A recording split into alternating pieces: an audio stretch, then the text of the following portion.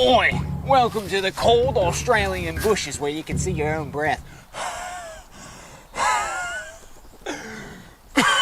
This right here is a 2019 Subaru Outback. It claims to be an off-roaded vehicle for toughies. But really, to me, it's not much more than a family car. So to find out if it's even a good family car, we're gonna take this little number on a quick spin. Mate. I'm gonna do everything in my power to hold my bias till the end of the video when it comes to this car, because I do have a couple of strong opinions about it that are mostly personal and have nothing to do with the car itself. It's just a preference thing. So I'm gonna hold my tongue and review this through the lens of it's a car. This is a 2019 Subaru Outback. Now obviously we will work our way around the car on the outside, go to the inside, but the first thing I want to talk about is I'm going to take a step back and I just want you to look at this thing in all of its Outback glory. It belongs in the woods. It looks the part. It's got the plastic trim and the fog lights. It just fits so perfectly in this picturesque scene. Granted, this whole picture would be a whole lot prettier if it weren't 30 degrees and there were some more leaves on the trees, but this car looks the part. Under the hood of this thing is a 2.5 liter 4-cylinder boxer engine. Subaru loves those. This one in particular produces 175 horsepower. Now you can also get a 3.6 liter with 265 horsepower in this thing, but you know, this is the base trim. Most people will buy the 2.4 liter because, well, let's be real, most people buying a Subaru Outback nowadays don't really buy them for the off-road capabilities. They buy them for the space. It's got power tailgate. Ow. And you can already tell from just back here that the people in the middle row, they've got space for days. Don't mind my obsession with sitting in trunks, but I gotta tell you, this is the biggest one I've been in, and I've been in my fair share of trunks. And along with the power tailgate, it's got another really crafty feature. You see, on either side of the car, there are these little handles, and when you go ahead and give it a yank,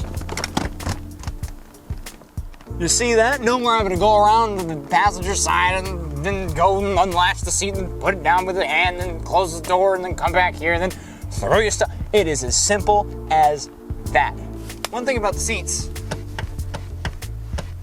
they're springy, so you really got to slam them to get them back up. I think I just sat on my microphone. The back seats are roomy, which shouldn't come to you as a shock. It's a relatively big car. I've got plenty of room in front of me. What might come to you as a shock, considering this is supposed to be an off-roading machine, is the fact that it's got dual vents right here. Two, not one but two, USBs for your phone, so this guy and this guy can both charge their phone, not the person in the middle seat. In fact, let's just get rid of them. Replace them with a secret cup holder. But you also, and this is the thing that is baffling me, you have rear heated seats. 2 different modes, might I add. There are, what I can tell, 2 different lights. That's a luxury feature to a guy like me. I know, I scream elegance and class wherever I go. Huh. And if you think it's nice in the back, just wait till you see the front. Like a hair in my mouth. Hey, my shoes match the leather. You know, it's interesting. I just did everything I could to avoid scuffing the seats with the dirty bottoms of my shoes. Come to think of it, they're not even really that dirty, but they've been in nature, as has this car. And any car in nature should, well, in my professional opinion, and by professional I mean completely unprofessional, they should be a little dirty, maybe even a little damaged. They shouldn't be spotless, and this car is pretty spotless. But if you're looking for somewhere that's clean and nice, look no further. I really like the interior of this car. This car is a brilliant blend of modern technology and analog buttons. In my opinion, it's got everything you need where you need it and everything you want where you want it. For example, the touch screen here connects to Apple CarPlay, which surprisingly still works with my old and somewhat crappy iPhone SE. Now, all I have on the screen are maps, music, phone. That's all you need. That's all I want. Super simple. Switch between them with the tap of a button. And it's just mwah. But then you have the air conditioning system here, which is all buttons. And it's scroll the wheel around. A fun feature about the AC that I learned on the way here. If you're feeling a little hot, feeling a little toasty, and you really want it to get cold quick, crank it down fast to low, and not only does the temperature of the fans decrease, but the fans will automatically start blowing harder. That's what she said. All right. Ooh, look at this. So I haven't really fiddled with this car before, at least buttons-wise. So if you hit the home button, you've got your phone map. That's pretty obvious. Car info. You got your driving statistics. What's that mean? What's this do? Nothing. Vehicle monitor? Currently nothing because the car is off. If I turn the car on, does that change? I'm going 43 miles per hour. Whoa! Oh, wait, no, that's my average speed. No, you got maintenance. This car is up to date, I guess. I guess it just keeps record of the services, which is very neat. Your settings. This is my favorite thing to look at. VR help screen. Show him. Oh, voice recognition. I thought it meant virtual reality. Home screen shortcuts, Wi-Fi, auto show connect. Wait a second. I glossed over. This thing has a Wi-Fi signal. You could run a Minecraft server in this car. Wow. And then obviously you've got some buttons on the wheel too that make navigating this car's interior even easier. Dual climate, obviously, heated seats, obviously, automatic everything, and seat memory, obviously. At this point, I've said all there is to say about the goodies crammed into this car, and there's a lot of them. It's a comfortable place to be. It's got a lot of neat little features. It's got luxurious features for a car of its caliber, and typically I would say, now let's get it and drive. But there's one question that you've probably been asking yourself. Where the heck am I? Well, to tell you the truth, I'm not perfectly sure. What I do know is that there's a trail ahead of me, and it leads somewhere. And this car is gonna take me wherever that is. So why don't we give it a go? Keyless ignition. Pretty cool, right?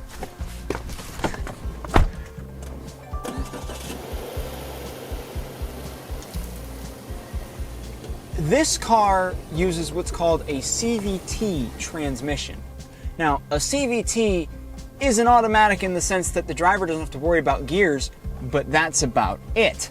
Rather than gears, well, there aren't any. It's actually a couple of pulleys that shrink and expand as the car accelerates to deliver peak power at any RPM. So when this car says it has 8 gears, it really means it has 8 different pulley expansions that you can select from. And yes, it does have paddle shifters, but again, the CVT, well, it doesn't really matter what gear you're in. The car is peak performance no matter what speed. Now, this isn't exactly the transmission you want when you're off-roading. When you're off-roading, you probably want something with a first gear that can tackle something like this. Handheld Taylor here. In order to tackle this hill, we need to activate what's called X mode. Now, X mode in the Subaru with its CVT transmission is the equivalent of an automatic locker of sorts in a standard automatic transmission with actual gears. Only difference is that, well, X mode is more code and computer jargon that basically tells the car via signals and whatnot how to put traction and power to which wheel, because it can use all 4 of them, but this will help navigate the hill and say, okay, when do I need to use which powered wheel more? So let's put it to the test. Going up this hill, easy peasy. Torque! 174 pound-feet of torque! Okay. This is a steep part of the hill. Oh, we lost traction there. Traction control. Come on. Get it up, get it up, get it up. There we go. Whew! We did it. Now how the hell am I going to get down? Help! Alrighty, let's take it nice and slow. Woo, this is steep. Whoa! Woohoo! Okay, and that's the hard part done. Now we just gotta turn and not hit the trees and we're all good. Ooh. Ooh. Due to being hyper-focused on not crashing the car, my commentary and explanation was very surface level. So let's go back to right here. Before the rear tire gets blocked by the tree, you see it spin and then suddenly gain traction. That's the X mode hitting the brake on that wheel to make sure I don't dig myself into a hole. And it's also the reason that wheel is even being used. In normal driving situations, the front wheels are the primary source of power, which improves handling. But in this situation, we needed those rear wheels to do the heavy lifting so that the front wheels didn't just spin and drift us into a tree. And then there's the descent, where X mode automatically turns on a descent control feature that keeps the car smooth and steady in a downhill crawl. While I certainly didn't push the limits of what this car is capable of, this is about the most off-roading I'd be comfortable doing. You aren't going to take your Outback mud running. In fact, most of this car's life will be spent on the tarmac, which is where the Cvt Transmission starts to make a lot of sense. Yes, I have been giving this car quite a lot of grief, but now that I'm back on the tarmac, I have a lot of good to say about this CVT. This is where the car shines, on the highway, on long trips. Because the CVT doesn't have any real gears, it's just some pulleys, it has an infinite amount of gears and therefore no gear changes. So no matter what speed you're going, whether you're driving fast or suddenly slamming to a stop, it is smooth sailing. It's and the comfort in the car. You've got the seats that are very, very warm when the seat heater is on, which it is right now because it's cold, but they're also comfortable. Everything in this car is comfortable, and you have plenty of room to breathe and space to move. That's all wonderful. The other thing about the CVT is the gas mileage. If you recall, my Acura TSX Sport Wagon gets 23 city, 30 highway with an 18.5 gallon tank. If you do the math, that's well over 500 miles worth of range. For a car of its size, it's pretty impressive. This car has an 18.5 liter tank and gets 23 city, 30 highway. The exact same mileage my car does. And you know what? It's bigger and it's a little heavier, which means this thing is technically more fuel efficient, and that's partly because of the CVT. And the suspension itself is just as good. It's soft, which makes sense because this is a half off-road vehicle. You gotta have some softness when you're going over the rocks and the mud and the stuff like that. But on the open road, it's really nice. The only thing I do have to say about the interior while in motion is that there's a little bit of wind noise. That's partly because there are built-in crossbars, and crossbars make noise, naturally. They're right about here, and that's about where I'm hearing it. Other than that, this is an ideal road trip car. In fact, I can vouch for how good a road trip car this actually is. I drove up to Ohio one time in this car. 8-hour trip. Easiest road trip I have ever done. Now, part of that is because the car is comfortable and easy to drive, but there are a lot of features that also help with that. You've got your blind spot lights on the either side, which will tell you when someone's in your blind spot. Granted, visibility in here is very good because it's got big windows, it's a big car. You've got lane departure. Let me just depart real quick. Oh, there it is, lane departure. You've got collision avoidance, which means if there's an object and it's barreling at you and you don't see it, the car will brake for you, and that works in reverse too, I've found. I learned that the hard way today. But this car also has two features that until I drove it a couple years ago for the first time I'd never even heard of. Lane keep assist and adaptive cruise control. Now, lane keep assist is different from lane departure warnings. You can turn on the lane departure warnings and the car will beep at you whenever you start to drift. However, lane keep assist, when you push the button, you can basically rest your hands and the car will keep itself in your lane. It'll help you out on the corners and stuff. Let me go to the outside real quick. I'm going to the outside, Whoopsie doodles.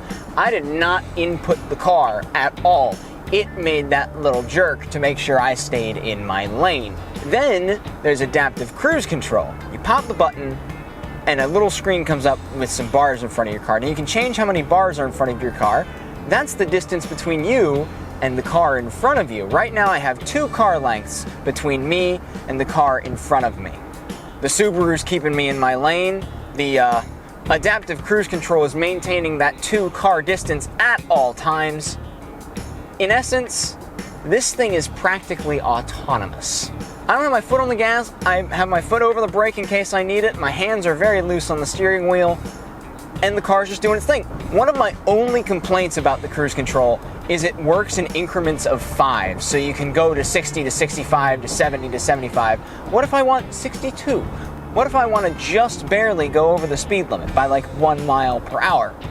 Can't do that. You gotta go 5 over at least. All these features make this a brilliant family car. But I still can't get over that it's now a family car. See, the Subaru Outback, I know, is a little different. Hey, you join me now 900 miles away from the Subaru Outback with a different shirt, slightly longer hair, and a raging stomach cramp, where I shall now attempt to explain my very, very nitpick bias of the Subaru Outback with a tape measure. This is my TSX Sport Wagon. You know it, you love it, you hate it, I don't really care. The point is, it is a proper station wagon. And it measures, come on, hold still, come on, stop, there we go. 57 inches tall, maybe even shorter with the funny thing on the top. That's a video for another day. Wink. The first generation Subaru Outback is a lifted version of the Legacy wagon, which is also a proper station wagon, though it came in at 59 inches tall. The first gen Outback, the lifted version, and off-road trim and plastic, came in at 62. Now, it's 67 and some change. It's much taller. To put it in perspective, I'm 5'11", and it's only like 3.5 inches shorter. In other words, it's a bit too tall to be a station wagon anymore. Okay, we're done with this. Ugh. Tape measures are scary, man. So what's the point of this rambling, Taylor? What's this opinion all about? I'll tell you. To me, the Subaru Outback is no longer a lifted off-road wagon. It's a shorter SUV, something you could get away with buying without driving something large and overweight that handles like a bag of bricks and gets 0 miles per gallon. It's big enough where people will mistake it for an SUV, because if it were really a wagon, Americans wouldn't buy it, because we hate station wagons apparently. But regardless of its size, it is a phenomenal car. And if you know anyone who's in the market for an SUV, it's on my suggestions list.